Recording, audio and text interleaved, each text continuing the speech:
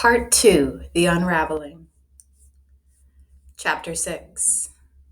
Image 12B, Untitled, Produce District, Washington Street, April 18th, 1906. Cellulose nitrate negative, 87 by 146 millimeters, irregular.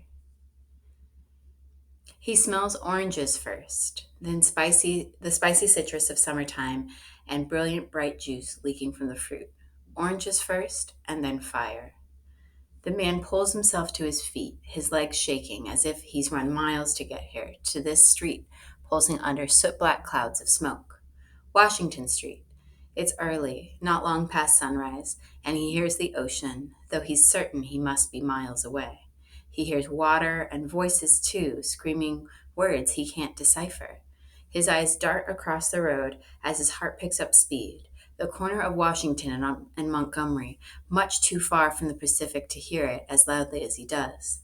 But then he sees it as the dust shifts, a gaping trench, 6 feet deep and half full of water, cut right through the middle of the street, heaving and ripping the earth in its path. On the opposite side of the corner, a warehouse lies crumbled on the pavement, as spears of asparagus, bruised pears, and fist-sized oranges tumble down the road, slashed and oozing at his feet, the fruit scattered and riding waves through the pavement, like marbles, small pieces of a child's game. He snaps his eyes left and right, trying to make sense of the water and the torn open concrete, but his mind is blank. It's the headache, the pulsing behind his eyes, and the confusion of sand and smoke, and the screams. His heart sprints like a locomotive through a tunnel as he tries to understand these city streets broken by water and fire. A wholesale grocery on Clay Street burns. The flame is fast as the man stumbles through the wreckage of fallen walls and sections of sunken pavement. He moves west, away from the water, which has become an unpredictable thing as it pours through the city. Packs of dogs nip and bark in the distance, and the noise of shouting blends with the shattering of falling objects, bricks and glass and wood. He stumbles, wipes his palm on his trousers, and watches the flames from the grocery spread to a neighboring meatpacking company. He quickens his pace, and his breath hastens with each movement. Under his breastbone, his heart thrashes, the pulse like an aria rising toward the tragic culmination of an opera. A pack of horses bolts down the street with no riders, the animals frantic and loud as he dives out of the way.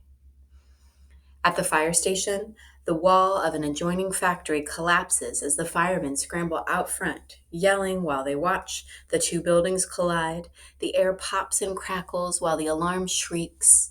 The heat spreads, clotting the streets, and he longs for the water he ran from, for the ice of it on his legs and his arms, for the way it would numb his skin and cool his fibers.